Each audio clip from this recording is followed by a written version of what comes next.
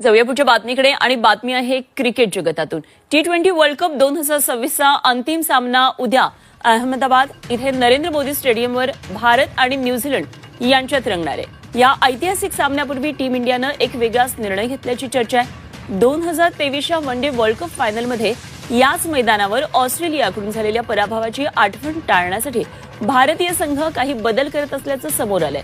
पण हे बदल संघातल्या खेळाडूंमध्ये नाहीत, तर ते वेगळ्याच गोष्टींमध्ये केलेले आहेत। फायनल आधी टीम इंडियानं अहमदाबादमधल्या हॉटेल आणि स्टेडियममधल्या ड्रेसिंग रूममध्ये बदल करण्याचा निर्णय घेतलाय। 2023च्या one day world cup final सामन्यामध्ये ऑस्ट्रेलियानं भारताचा पराभव केलेला होता आणि त्यावेळी भारतीय संघ ज्या हॉटेलमध्ये थांबलेला होता त्या हॉटेलमध्ये यावेळी संघ थांबणार नाहीये आणि त्यावेळी संघ ITC नर्मदा हॉटेलमध्ये होता।